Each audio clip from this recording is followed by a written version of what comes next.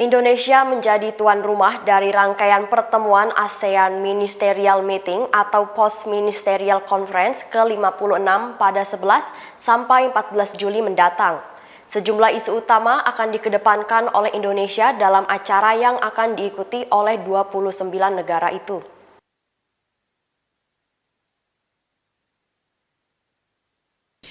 Sebanyak 29 negara dijadwalkan mengikuti ASEAN Ministerial Meeting, Post Ministerial Conference di Jakarta pada 11 hingga 14 Juli mendatang di bawah keketuaan Indonesia di Perhimpunan Bangsa-Bangsa Asia Tenggara (ASEAN) pada tahun ini. Dalam konferensi pers di Jakarta Jumat 7 Juli, Menteri Luar Negeri Retno Marsudi mengatakan selain 29 negara tersebut, yakni negara-negara ASEAN serta negara mitra, pertemuan itu juga diikuti oleh Sekretariat ASEAN serta Uni Eropa.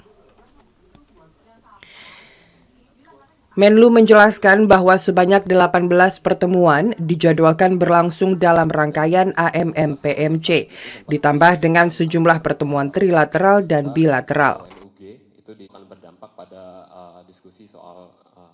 AMM-PMC merupakan salah satu mekanisme ASEAN yang memiliki peran penting sebagai convening power, di mana culture of communication, culture of dialogue terus berusaha dijalankan berdasarkan prinsip-prinsip Piagam PBB, Piagam ASEAN, dan hukum internasional.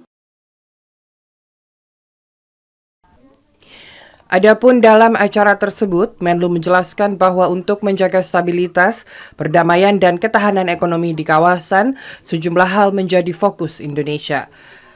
Yang pertama yakni memperkuat penegakan prinsip-prinsip di Piagam ASEAN serta berbagai tata perilaku seperti TEC, Sunfest, dan juga ASEAN Outlook on the Indo-Pacific. Kedua yakni memperkuat confidence building measures dan preventive diplomacy.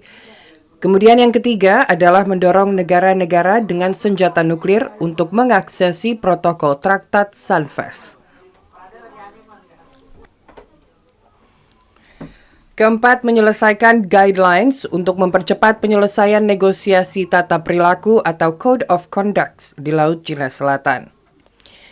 Dan kelima, menyelesaikan pembentukan ASEAN Maritime Outlook yang disebut akan menjadi dokumen strategis untuk memperkuat sinergi dan menghindari duplikasi kerjasama maritim. Keenam yakni membahas kerjasama konkret untuk memperkuat ketahanan pangan, arsitektur kesehatan kawasan, kerjasama maritim, dan transisi energi termasuk ekosistem kendaraan listrik dengan hasil pembahasan yang akan disampaikan di KTT ke-43 pada bulan September nanti.